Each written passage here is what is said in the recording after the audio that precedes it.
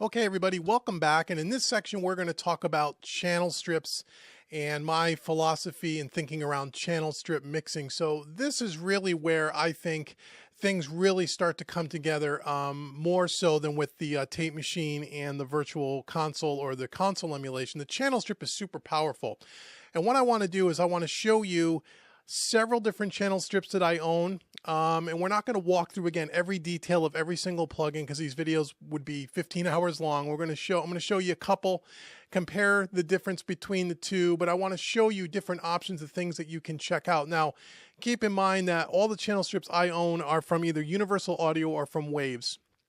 So again, as I said earlier on in the series, if you're a Universal Audio user, you have the benefit of trying and demoing these channel strips for 14 days as part of your Universal Audio account. If you don't have any Universal Audio hardware, you're not going to be able to use these. But again, as I said earlier, you may want to consider that kind of investment at one point. However, there are some other alternatives by Waves that you can use instead. So those are native plugins and you don't need any hardware. So when we talk about channel strip mixing, as we've been talking over through the last couple of sections, the whole reason why I use channel strips is that they all contain, there's a couple of reasons. One of the reasons is that a channel strip will have all the different things that you need for your processing on your tracks. It'll have a compressor, it will have a gate, typically it'll have a filtering section, it'll have an EQ section. So you don't have to use 3 or 4 separate plugins to do that. You could do it all in one plugin. But the biggest reason and the most important reason as it pertains to getting this analog style vibe is just like we talked about with console emulation.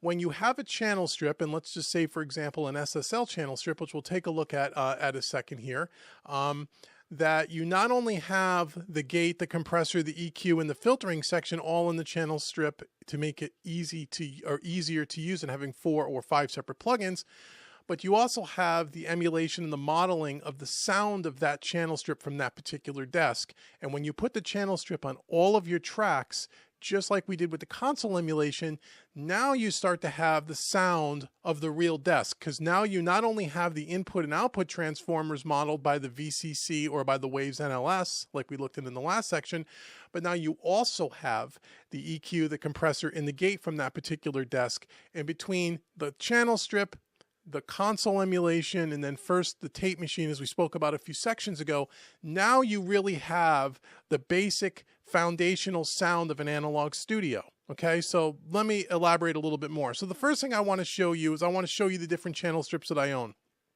So again, the first 3 I'm going to show you are from Universal Audio. This here is the Universal Audio API Vision channel strip, which is an API console.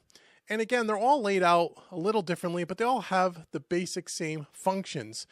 This one has an input, the preamp input side here, the 212L, and then underneath it, the 215L is the high pass and low pass filtering. Over here, we have our gate here, our gate expander here. Okay. Then underneath that, we have our compressor limiter. Okay. Then we have our EQ section over here. And then we have our output section to the far right. So just like a channel strip on the real console. Okay, so this is the API Vision channel strip by Universal Audio.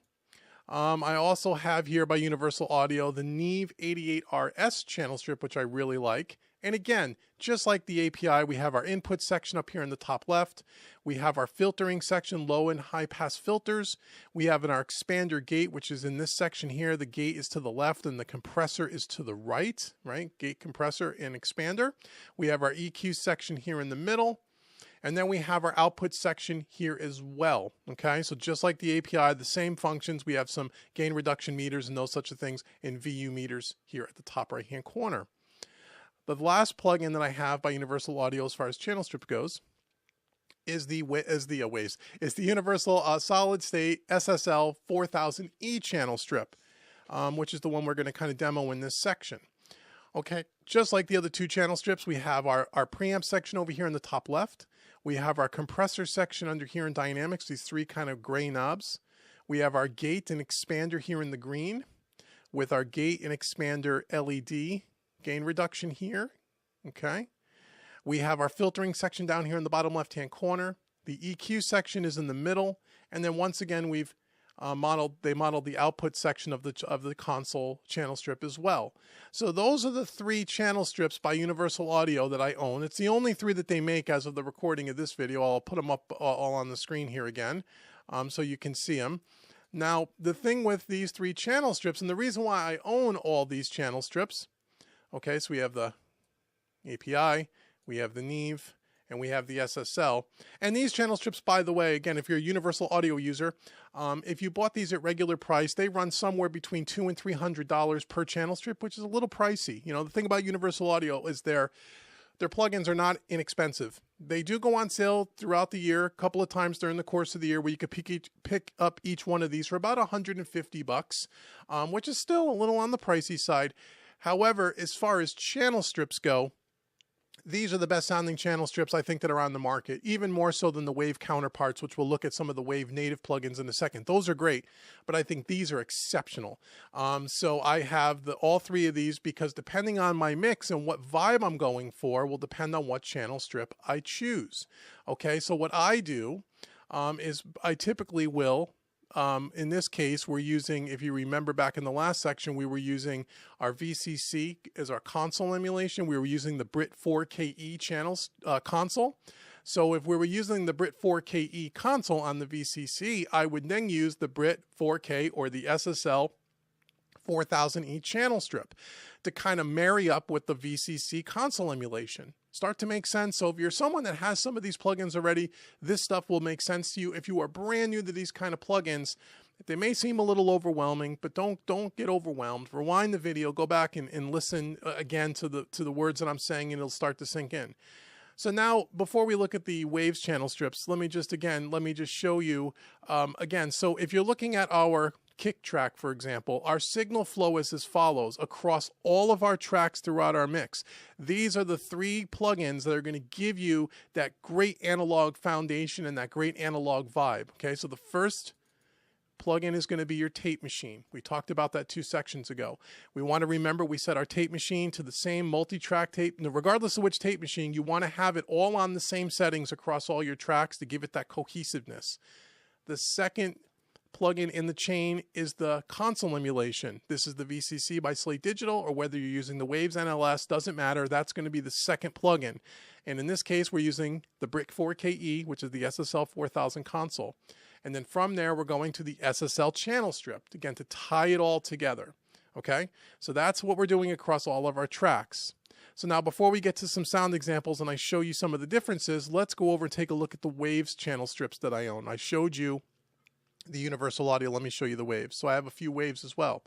The first Waves that I have, which is a great alternative to the Universal Audio, is the SSL 4000E channel strip. Okay, this is a nice plugin.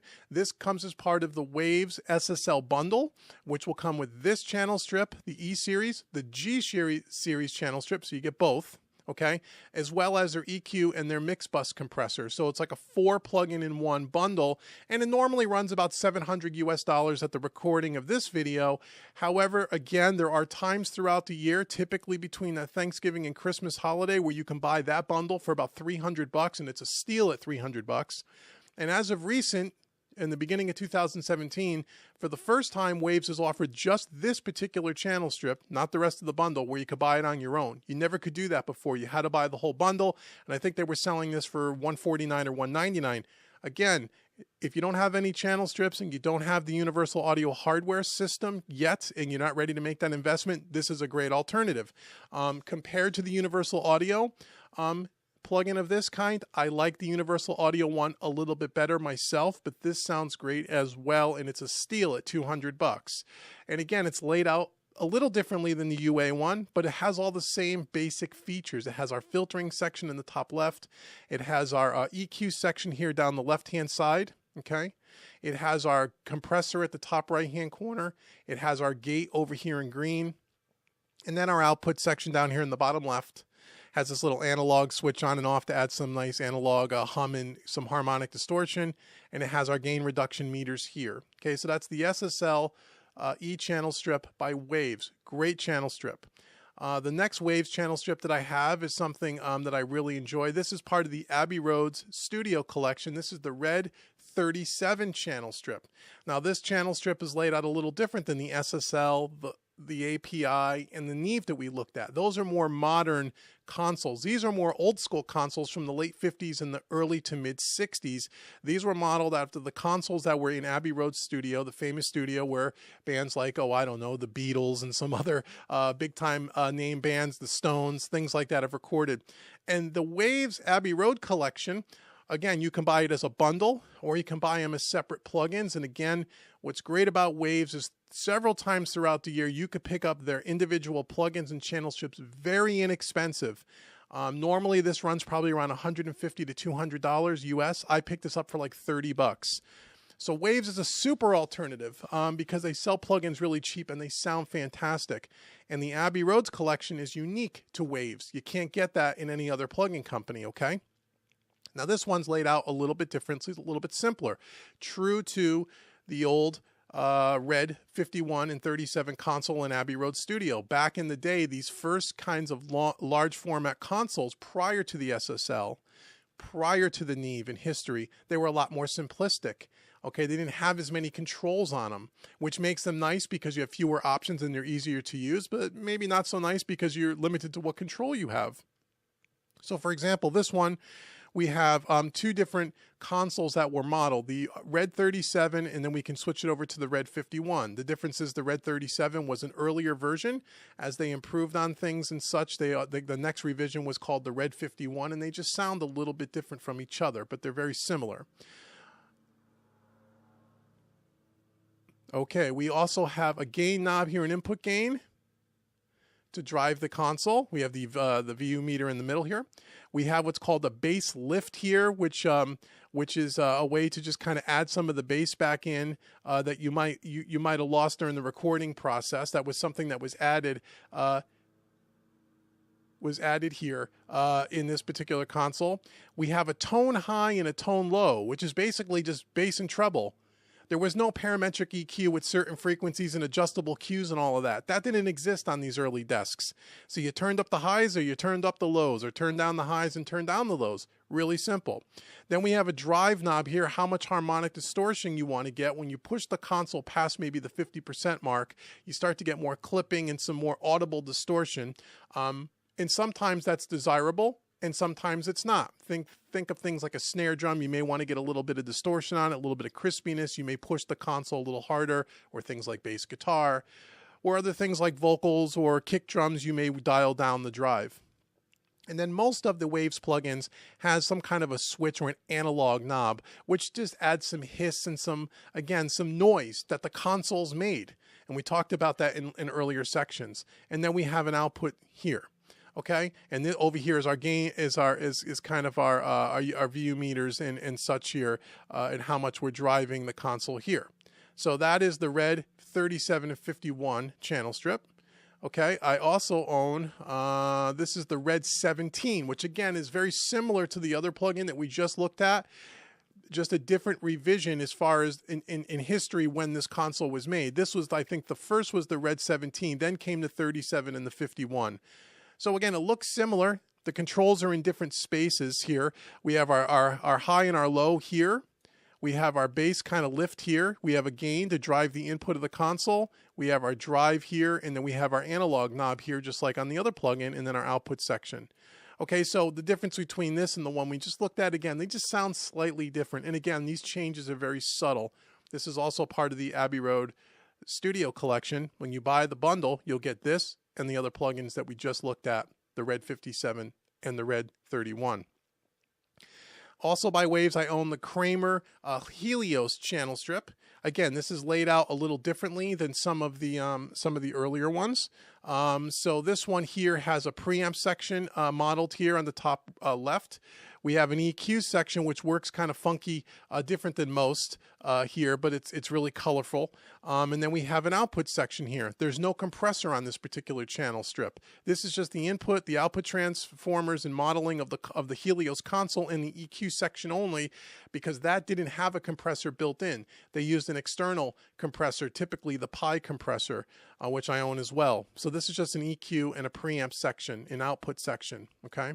And then last by Waves, I own the TG12345, again, part of the Abbey Road Studios collection. This again is laid out a little differently and works a little differently than like the SSL, the Neve, or the API. But again, it's got its own separate sound and separate color. So these Abbey Road Studio collections, these particular plugins have the sound of the late 50s, early and mid 60s kind of a vibe, where the SSL, the Neve, and the API are a little bit more modern sounding. So that's kind of the difference here. Okay, so this is another great plugin, and again, with Waves, you could pick up a lot of these plugins very inexpensively throughout the course of the calendar year. Again, this one I think I paid $75 for. Now, like I said, we're not going to go through this series and go through every one of these plugins and demo every single one, because the thing about Waves is you can demo them for 14 days for free, and I urge you to do that. Now, with the TG12345 in the red consoles, and even the Helios console, I would recommend that you get out the manual, read the manual, and learn the different functions. Because if you've never used these kind of channel strips before, it takes a little bit getting used to.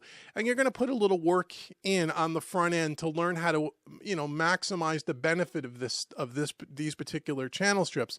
But I will tell you, as you'll hear in a second when we demo the SSLs, the sound difference is so huge, and it makes such a nice color imprint on your audio. It's worth learning how to use these things. So with all the Waves plugins, if you click this little question mark here, you'll get the manual, and you can read the manual on how to use it.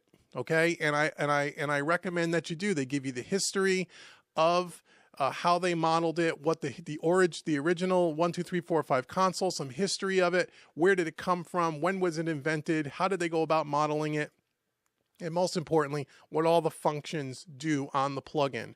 And it does take time to learn how to use these, especially the Abbey Road collection, because as I said, they are a little different than on the more modern ones. Okay, so again, the reason why I have all these channel strips is because they all have a different vibe to them. They all have a different feel to them. They all sound a little different from each other. And just like with the VCC and the console collection, all the consoles, as you remember us cycling through, they all have a little bit of a different tone characteristic. Well, the same thing with the channel strips. And that's the power, again, around using these analog style plugins and thinking of your DAW as an analog studio. With one mix, you can have an SSL studio. With the next mix, you can have a Neve studio. With the third mix, you can have a TG12345 studio. So the power of having all these plugins is you can have virtual studios in whatever kind of vibe you're going for. You can call up those channel strips, call up that console emulation, call up the tape machine, and now you have the foundation of a real analog studio. So come on back in 1 second here. I'm going to pick a pause here. I'm going to reorientate some of these plugins, and we're going to take a look at the SSL plugin. I'm going to show you how I kind of dial it in and then turn them on and off so you can hear before and after and what this actually does to our audio. Okay, here. So welcome back. So what I did here, just so we can hear some audio examples, is I went ahead and on our drums, our bass, our 2 electric guitars, as we've been listening to in all the other sections, and I added the piano track just to change things up a little. I went ahead and I added the SSL 4000E by Universal Audio, and I've dialed it in for each track the way I would normally mix with it, and we'll walk through that in a second. So what we have across all our drums, our bass, and our guitars is we have our tape machine, our virtual console, again being used on the Brit 4KE and going to the Universal Audio 4KE channel strip. Down here on the end where I was showing you the channel strips, I've turned all of those off. And then on our master out, again, we're just using the VCC and we're using the tape machine as we've been talking about this whole time. Now, I don't put channel strips on my buses. Like we talked earlier, we have the tape machine, the virtual console on each one of the buses, but I don't put a channel strip on that after that, okay? Just be aware of that. So what I've done is I've basically gone ahead and I've dialed in our tape machine the way we did in the last section. I dialed in the VCC the way we did in the last section to make sure nothing was clipping, and we level matched everything. And then I went ahead and I put on the SSL. So we'll walk through this plugin and I'll show you what I kind of did. I'll give you some tips on how you can use these channel strips to get the most out of them, to kind of, again, to emulate that analog vibe. So over here in the top left-hand corner of this particular channel strip, we have our input section, our input transformer. And we have two ways. We have our line in, which is just like plugging a 1/4-inch cable into a console. And then we have our mic line, which is the XLR. Now on the mic line, they not only went ahead and modeled the whole, they modeled all of the components of this channel strip, but they also modeled the transformer here, dedicated by this button called X-former. This is the input transformer of the particular SSL that they modeled, okay? And I always keep that in, but you can take it out. I don't know why you'd want to take it out. I want to hear that coloration. When you use the line input, it's just line level, like plugging a bass guitar directly into it. And it's going to be transparent. You're not going to get a lot of harmonic distortion. It's not going to be as colorful. And when you use the line input, you're not getting the benefit, and you use that by hitting this flip button. You can see it goes to line. Now the transformer button doesn't work. The transformer modeling only works when you're using the mic line, okay? We also have, and I always typically use the mic line. Even if I don't turn up the input, just that extra coloration makes a big difference. And I like to be able to model the transformer because that makes sense. Underneath that, we have our compressor here. And we turn the compressor on and off by this button in called compress in.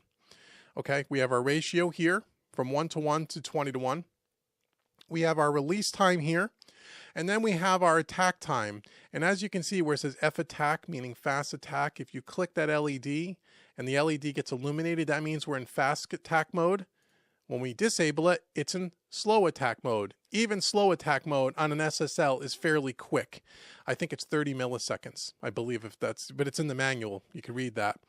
We don't have a variable attack on this console. The actual console doesn't have a variable attack. It has fast or slow. And it's done by the release button being a release knob being a push-pull. And you can see as I click it, you can see how it kind of push-pulls. Okay? Then we have our threshold. Now, the key to compression, like on something like drums, which I'm going to show you as we walk through these, on drums, like to make sure I set the attack and release the same on all the drums and the ratio. And I set that way for a reason, because I want all the different elements of the drums, the kick, the snare, the hats, the overheads, the toms, the rooms, whatever. I want them to all work together as far as a compression point of view. I don't want to have a bunch of different attacks and releases for the drums because it's going to start to sound disjointed. One of the secrets to using channel strips and using the compressor on channel strips, especially on something like drums, is I set the attack, the release, and the ratio the same. And the only thing I change from drum to drum is the threshold to achieve however much compression I want to achieve. And we'll demonstrate this in a minute. Now, whenever I'm using channel strips, and this is a general statement, for the most part, I am doing very light compression on the channel strip to just kind of tame the performance. If I want to use any additional compression later on, I'll use an outboard compressor after the fact, and we will do this in the next section of this series. So don't worry about that. If you don't know what that means, or if that confuses you, put that aside. Don't worry about it. What I'm trying to do on the channel strip, again, is just to do light compression. I call it controlled compression, because you have to remember, and I think I've talked about this a few sections ago, early on in section 1, I believe it was, when we were talking about all of these analog style plugins, every one of them inherently already have a little bit of compression going on. When you hit the tape machine, as we talked about in the tape machine section, the tape machine is going to give you some compression on that signal. When you hit the VCC or the console emulation, we're going to get some compression, little bits of it. When we hit the channel strip compressor, we're going to get some compression. When we hit our bus, if we put a compressor on our bus, which we'll do in the next section, let's say the drum bus, we may have a drum bus compressor. That's 4 times the drums are being compressed. And then on the master output, if we have a tape machine, that's 5 layers, if you will, of compression. And if we use a mix bus compressor on the master out, which we typically will, and we'll talk about that later, that's 6 levels of compression. Okay, so you have to think about that. If you squash and over compress at every one of those stages, you're going to take a track that's lively, that has lots of dynamics, and you are going to squash it. And in a track like this, which is kind of an indie rock track, we don't want to do that. We don't want to do that pretty much on any style of music. We want to do this thing in a very controlled way. So what I try to do with the compressor here is I just try to set it so we're achieving about 3 dB of compression, light controlled compression, okay? Again, I'll demo this in a minute. So all of the drums have a pretty quick release, okay? You can see that here. The ratio is 2:1, again, light compression. And then I use our threshold to achieve our compression amount, which I'll show you. Down here in green is our gate, which we're not using, but it's set up very much like the compressor. You have a fast attack and release. You turn the gate on by clicking it here, and you can you have your fast attack or slow attack, release, the range, and the threshold, but we're going to turn that off. Down here in the bottom left, we have our filtering section, which here on this kick drum here, I rolled off at around 30 hertz. Okay, and then we have a high cut filter, which I left off. In the center here, we have our EQ section. Now on this plugin, you turn the EQ on and off by here, and you can also use this thing called pre-dynamics, which allows you to put the EQ before the compressor, which is typically what I do, or after the compressor by disengaging it. So you can do before or after, which is pretty cool. Up here in the top part of the EQ, we have in red our high frequencies. Now there's no adjustable Q on the high frequencies. It can either be a bell or a shelf. It runs from 1.5K to 16K, plus or minus 15 dB. Over here in green, we have our high mid frequency. Now that does have an adjustable Q, as you can see here. Okay, it runs from 600 hertz to 7K, plus or minus 15 dB. Down here in blue, we have our low mid frequency. Again, just like the high mid frequency, we have a variable Q, plus or minus 15 dB from 200 hertz to 2.5 kilohertz. And then last but not least, and down here in brown, we have our low frequency. Again, just like the high frequency, there is no adjustable Q. It could either be a bell or a shelf from plus or minus 15 dB from 30 hertz to 450 hertz. Over here up top, I didn't mention the select button where it says black and brown. That controls the low frequency EQ. As you can see, they're black knobs now or brown knobs. Each one of these 4000 series consoles over time, one series had the black EQs, the other series had the brown. They sound slightly different. The brown seems a little bit more warm and musical to me, where the black seems to be a little bit more surgical, a little bit more precise.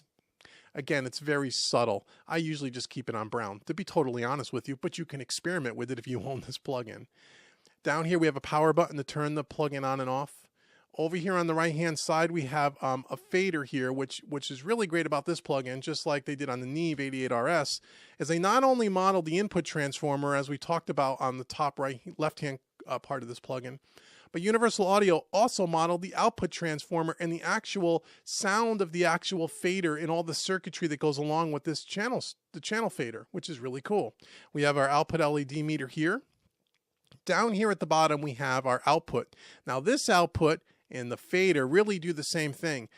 However, when you read the manual, it says that the output down here with the knob is a way for you to turn down the output signal because you might have boosted it with some EQ and with some compression to level match the plugin without changing the coloration of the plugin tonally. That's done with the fader. So you can set your fader a little bit higher if you want to drive the output a little bit more, and to level match the plugin, you can turn down the volume and it doesn't change the tonal characteristic of the plugin. Okay, hope that makes sense. Again, if you're new, don't worry. The more you experiment with this stuff, you'll start to get it. So what I did was here on the kick drum, for example, here's our kick drum, and let me just solo up our kick, and I'll kind of give you a little bit of a demo of what we did here. I'll do the kick and snare and maybe the overheads, and you can start to hear what oops, let's just mute all of these here like this, and let's solo this up. So you can turn up your speakers a little bit. I don't want to clip the video. So as you can see, I'm using the mic line input here, and I'm driving the console a little bit. Again, on our compressor section, I'm compressing. A release time is very quick. I'm using a slow attack, not a fast attack. 2-to-1 ratio, and then I just use the threshold to dial in my compression. The more I turn up the threshold, you can see here our gain reduction meter in LED in amber. Okay. We're compressing about 3 dB of compression, which is about what I'm looking for typically. Sometimes on overheads and rooms, I might compress a little bit more to bring out the sound of the kit or the sound of the room a little bit more. But typically, I'm looking to just set it to where we're doing about 3 dB of compression on the kick drum. because again, I don't want to over compress. Okay. In the EQ section, turn that off for a second.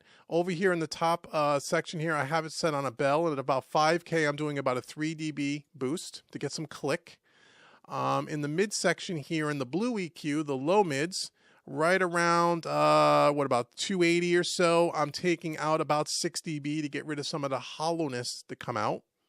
And then I'm boosting it around 60 hertz, about 6 dB to give it a little more thump.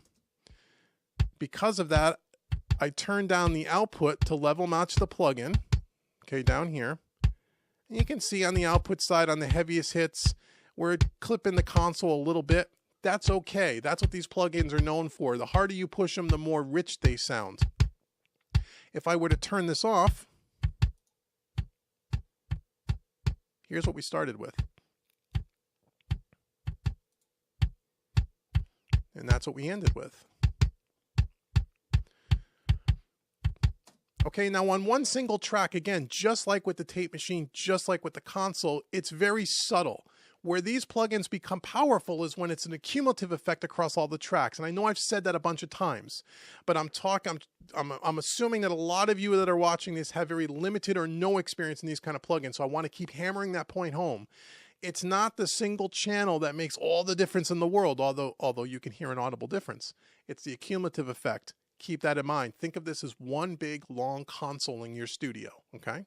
So that is the kick drum. If we take a listen to the overheads where you hear the whole kit, oops, just take a listen to the overheads.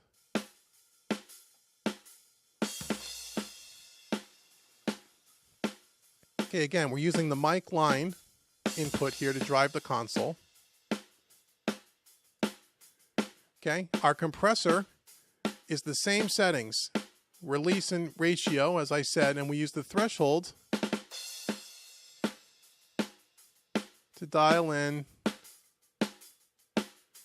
Now, if you crank it all the way up and you wanted more compression, all you would do then is turn up the mic input a little. And you can see we're overloading the input a little bit. That's not a bad thing. Just be aware that as you do that, you're going to start to get that harmonic distortion. Whoops, there we go. Now you can see we're getting around 6 dB of compression. Getting a little much for my taste. So I dial it down, oops, about 3 dB. Okay, from an EQ point of view, around 10K, I'm boosting about 3 dB using a bell, not a shelf.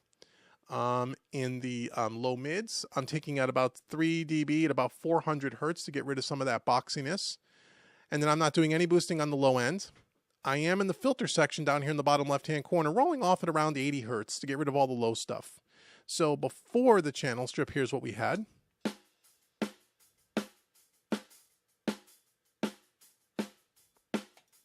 After. Now that gets a lot louder because I boosted up the mic input. So what I would do is I would turn down the fader a little bit here.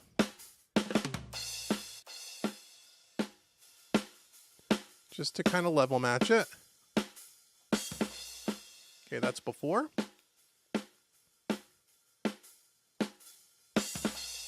After.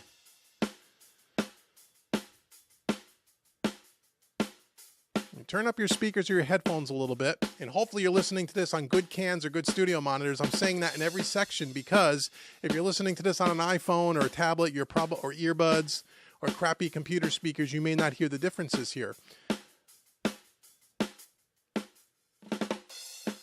That's before. It's kind of dark. There's no life. It's kind of blah, right?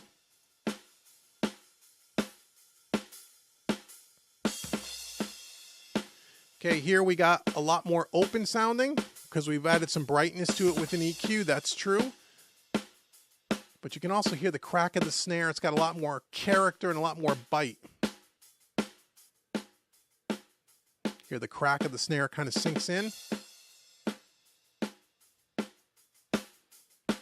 After. Okay, so hopefully you can hear the difference there. Okay, so that's with the overheads. So now I've done this across all the tracks. I've gone through on all the drums, as I showed you, compress and EQ, all of that is exactly the same on all the drums.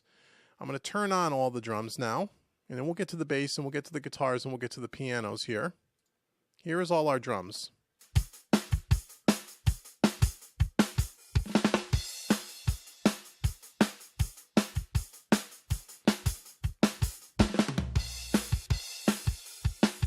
Okay. Now if I were to shut off just the channel strip, okay, here's what we get.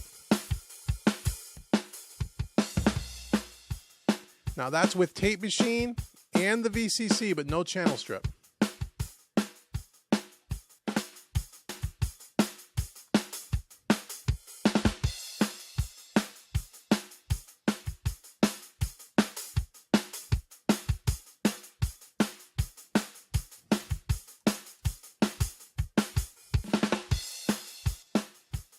Before.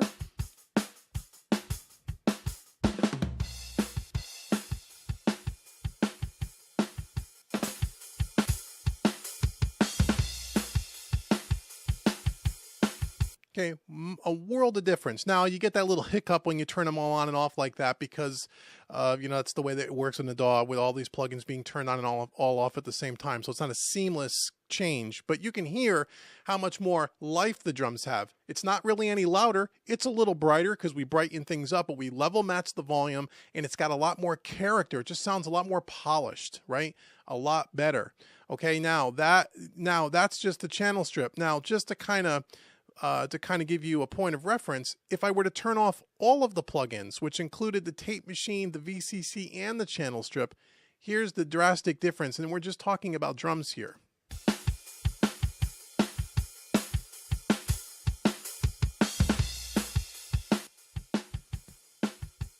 Those are just the raw tracks.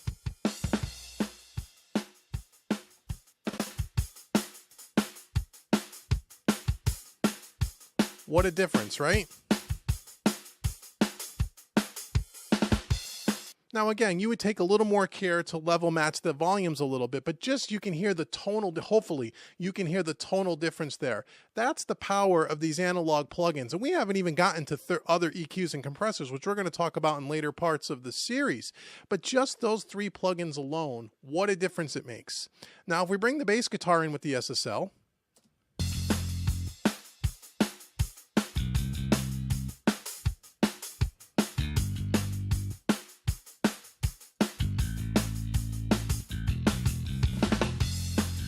now on this track, I'm compressing a little bit more, about 6 dB, because this is a pretty dynamic bass track. It's a lot of, it's a rock track, so it's a lot of spikes in the audio. So I'm not afraid to compress it a little bit more to kind of even out that performance. Now on the compressor, I set it differently than I do for the drums in a way. So I'm still only using a 2-to-1 ratio, as you can see here, because again, even though I'm compressing 6 dB, I'm only turning that down very little. Because again, I want the compression to be more controlled, because we're going to use, again, another compressor after this in later sections to add a little more color to this bass. So I don't want to over compress it. Over here in the EQ section, the only thing that I'm doing is adding about 700, about 9 dB to bring out some of the fingers so it's a little bit more crispy. Other than that, nothing else is being done except I'm rolling off 20 hertz and below. Before the channel strip.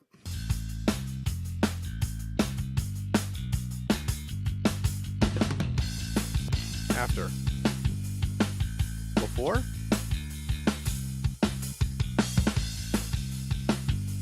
After.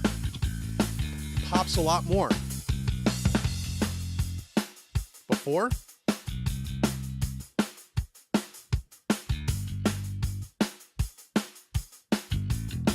After. Okay, so the bass sits a little bit evenly now. You can hear the fingers come out a little bit more. It's got a little bit more character. It gets a little bit more warm and a little more round on the bottom end. Okay, these are the things you're listening to. Now, this is a little more subtle than maybe the snare drum, but you just start to hear these little improvements as you bring these channel strips in. Okay, now if we go to our electric guitars, here's our 2 electric guitars, or we'll do our piano first.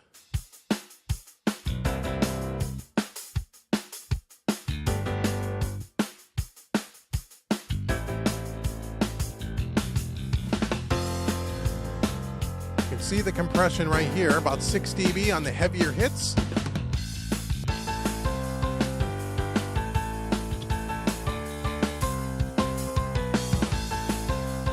Okay, I'm using the mic line input again, just like on all the instruments, because I want that coloration. I want to hear the transformer. The release time, again, is fairly quick. It's a percussive instrument, much like the drums. The ratio, this time I'm doing 4:1 because there's a lot of, that one is really popping out, so I want to compress a little bit more, but it's still controlled. Using the threshold to dial that in, and it's 3 dB of compression. On the heaviest hits on the keys, it's maybe 6 dB. The only thing I did for EQ here was I rolled off the low end at around 70 hertz, and I boosted the top end at 10K with a shelf, 10K shelf, about 3.5 dB, and that's it. So before our channel strip, here's what the piano sounded like in context. Now, again, the other secret to working with these plugins is I don't do this in solo and in isolation. As I start mixing instruments, I leave the other instruments I've already processed in play. You want to do this in the context of a mix. This goes with any plugins, regardless if it's analog or not, because it doesn't matter if it sounds good in solo, it's got to sound good in the mix, right? So I try to do this in the context of the mix. Now, if you're a beginner and just starting out, it's okay to solo things so you can more easily hear the effect, but always then check it in the context of the mix so you don't get too crazy, okay? And have something that sounds great on its own but then doesn't sit well. So this is before.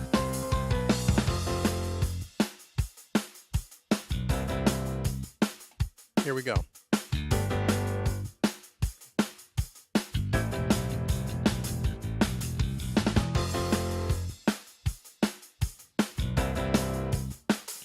Okay, so not only does it get a little bit brighter, but what you should listen for when he goes dun dun, you can hear that sustain a little bit more with the compressor. Without that compressor, it kind of gets very choppy. Dun dun. Where with the compressor, it's more like dun dun. Okay, I know that sounds subtle. Forgive my my ad-libs here, but those are the kinds of things you're listening for. When you're listening for compression, we're listening for the sustain. Yes, I don't want the dun dun to be bam bam. I don't want it to be hitting me in the face. I want it to be a little more subtle, but I still want it to feel rhythmic, and I want to hear the sustain a little bit more. And that's what this compressor is doing for us. So once again, before, listen to the sustain of the dun dun, and listen to the actual first time he hits the keys, how that transient pops out a lot more without the compressor. With the compressor, it's a little bit more tame, and it's not so, it's not so hitting you in the ear.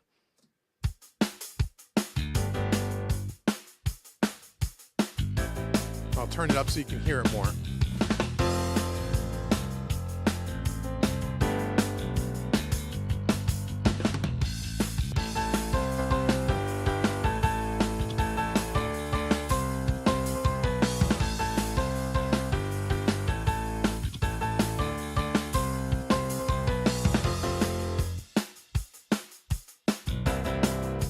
Hear that sustain? Without it.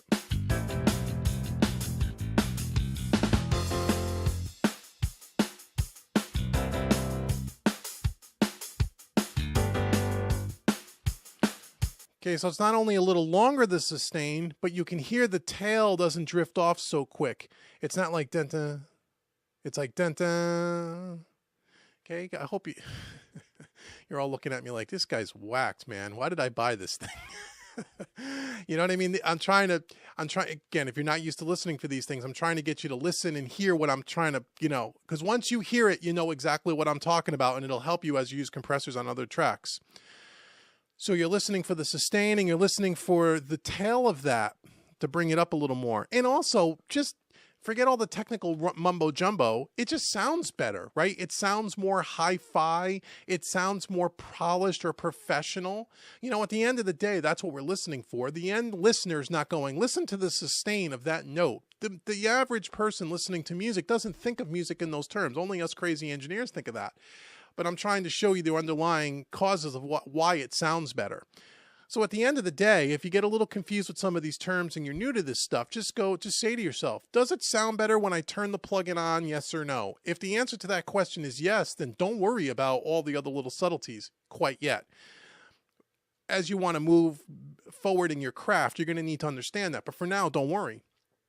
If it doesn't sound better when you turn the plugin on, then either you got something way out of whack or take the plugin off.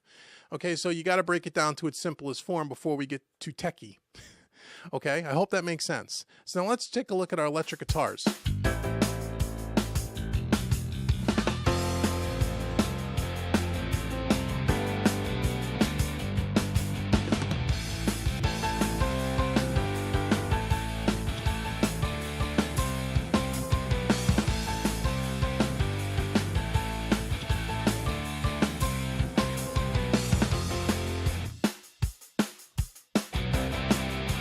Turn them up a little so you can hear them. Before.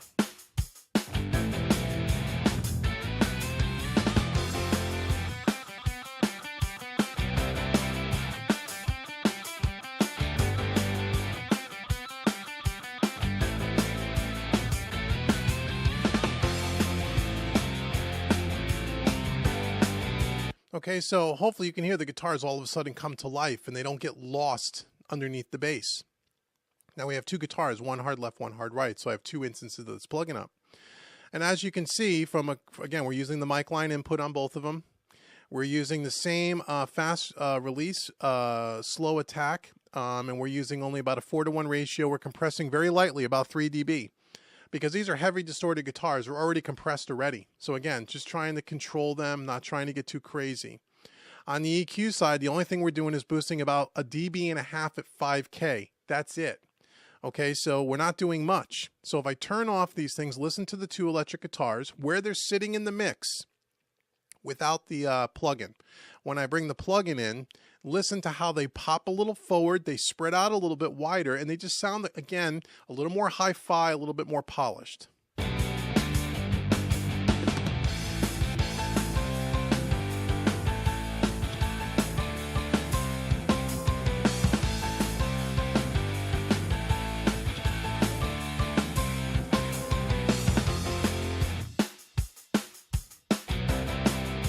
Hear how they sit up a little more?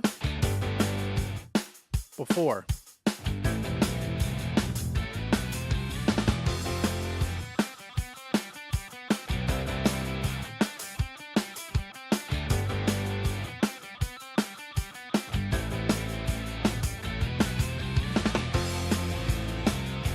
Okay, so hopefully you can hear that difference. Again, subtle because we're not doing much with it.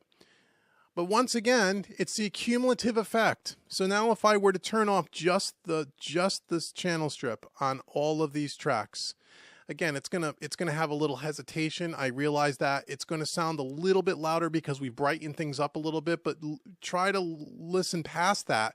And again, just go back to, does it sound more high fidelity? Does it sound more polished, a little more finished?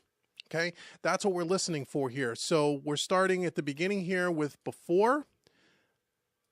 Again, we have the tape machine and we still have the VCC on. We're just listening to the SSL. Okay, so here we go.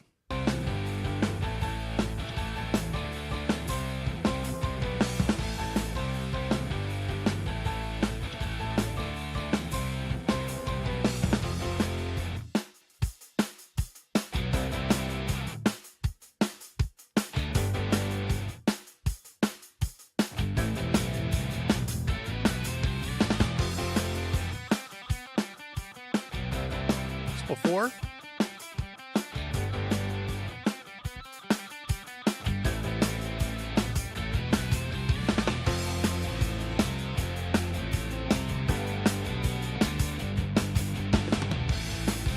Okay, so that's the power of the channel strip on just these tracks. Now, once again, again, these all are kind of working in concert together, the tape machine, the console, and the channel strip. So now if I were to turn them all off across all these tracks, hear what a difference it makes. And again, it's going to skip a little bit. I know it's going to be a little louder. It's going to delay. Okay. But again, just listening to the finished sound of it.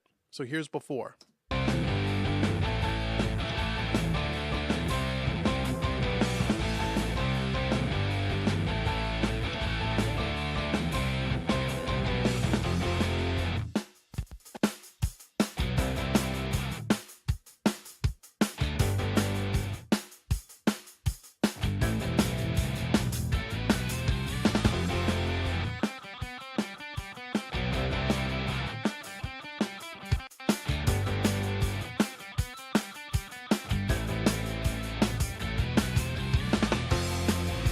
Okay, so it's night and day. Without these three plugins here, all we're getting is something that sounds like a demo. Now, we're still even listening to the tape machine and stuff on the buses. I didn't shut all those off. I left those on. I just shut them off on the individual tracks to kind of keep things consistent. Without this, it sounds very raw, like a raw recording. It sounds like a demo. With these plugins, all of a sudden now, without doing a lot, I mean, if you remember back in all the other sections, what did we do? On the tape machine, we're just hitting it, you know, kind of medium style, just hitting the tape machine. We're not killing anything. On the virtual console, same thing. We're just kind of hitting around 12 o'clock with the needle. We're not slamming anything. And then on each one of these channel strips, all we're doing is a very light amount of compression. And on some of the tracks, we're boosting up a little bit of top end. Again, nothing crazy, 3 dB, 4 dB, and rolling out some of the mid-range to get rid of some of the woofiness. And that's all we're doing. There's nothing major going on from a compression and an EQ point of view. It's very subtle. But what you're hearing is you're hearing the color of all these plugins and what they do to the original sound, which is what makes this stuff so powerful. Okay, so I hope me saying this over and over throughout this section and throughout this series so far is starting to sink in. And again, when we get to the mixing section of this, where we actually mix the song together, we're going to get into a lot more detail. But this just kind of gives you an overview of why I like to use channel strips so much, is because they add such a color and they add a cohesiveness to the track. Because now if I visualize, and you should visualize, in this setup, we have our SSL 4000 console, and everything is running through it. And we're using the actual channel strips on the console to achieve this sound. So what I suggest you do, again, we'll get more into this into the mixing series, but I showed you all the other different types of channel strips that are available. Again, if you have Universal Audio, go demo the SSL, the Neve, and the API. You can demo them for 14 days before you buy them. They do run on sale throughout the course of the year, usually around 50% off, but they are kind of pricey. If you don't have Universal Audio and you're not ready to make that kind of investment, go check out all the Waves. I showed you 5 different channel strips, which is all the ones that Waves has. They don't make anymore. There's a couple other companies that make some other channel strips. I don't own any of them. I've demoed them in the past, Plug-in Alliance and a couple other companies that make some knockoffs. And there's even free ones out there by different companies. And that's okay to try those as well to get yourself started. But in my honest opinion, and part of me delivering this product to you is to give you the real straight of it. The cheap, inexpensive, free channel strips that I've used do not compare to these plugins. They're not even close. They're almost a waste of time, in my opinion. I'm not saying you have to buy Universal Audio and you have to spend all that money on the hardware, although, as we talked about earlier in this series, if you're looking to build your studio for a future investment and you have some of the budget, you may want to consider it. Not only because I think their channel strips sound better than any other channel strips on the market, even the Waves, and the Waves is a close second, but you also have the benefit of not having all the channel strips taxing your CPU, which reminds me, I'll get to that right before we end this section, because these channel strips can be CPU heavy, intense-wise. Some are better than others, but the UA stuff is pretty heavy on DSP. So that's something to consider. Again, if that's out of your ballpark right now, go with the Waves. Check out the SSL by Waves. It sounds pretty darn good. Is it as good as UA? Not in my opinion, but it's still great if you don't have one. This is better than a stock channel strip. Trust me. Go demo it and compare it to your stock channel strip. There's not even a comparison. And these are not as CPU intensive, but they can be, and I'll show you in a second. So on the Universal Audio, now just keep in mind that all we have is what? 13 tracks. So I have 13 instances of the SSL. It's the only Universal Audio channel strips I have activated right now. And if I look at my DSP meter, I'm running at 42%. So I'm running at almost half of my total DSP power on just these channel strips, because the channel strips are, as I said, with the Universal Audio ones, they're pretty DSP heavy.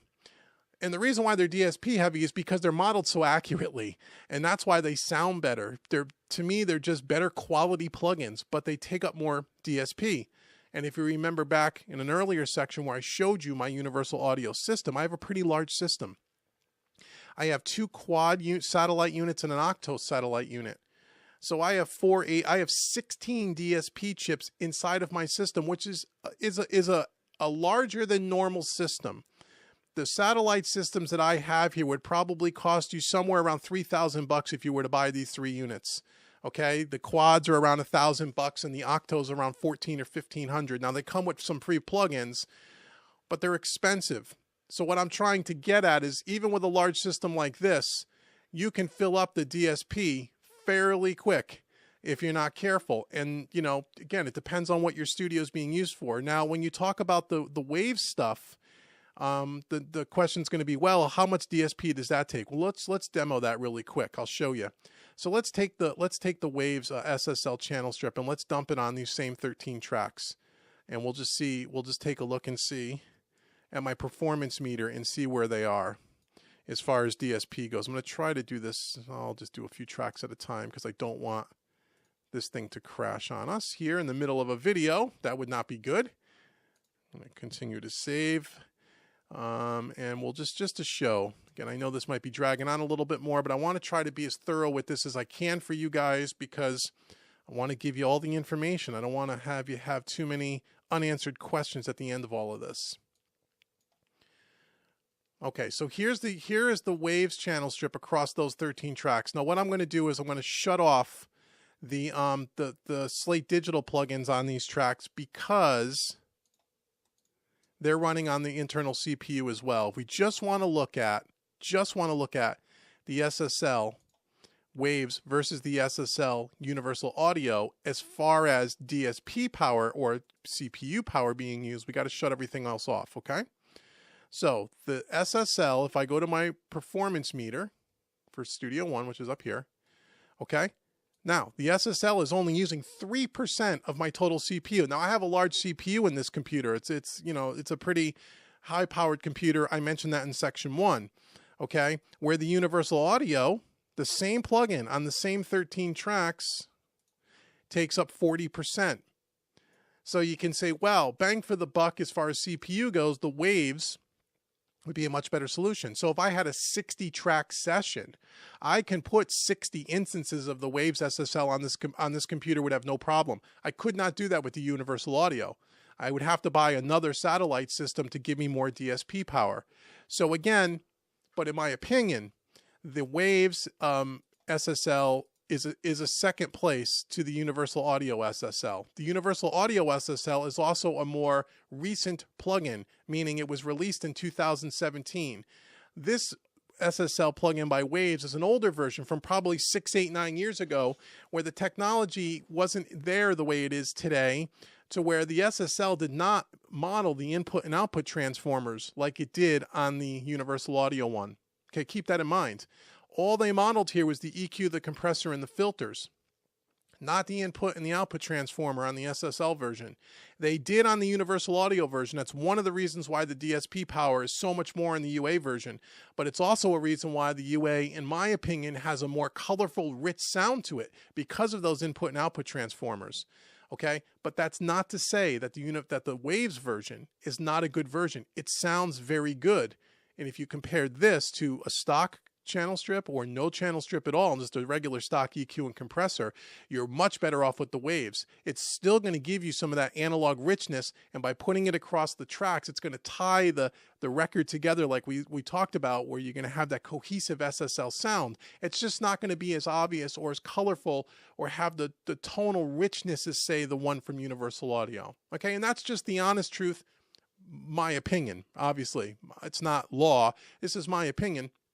And I'm just giving it to you straight. I'm not telling you the Waves is crap. It's not. It's great. It's not as good as the UA, in my opinion. But depending on where you are in your journey of all of this, you may or may not decide to go with one over the other.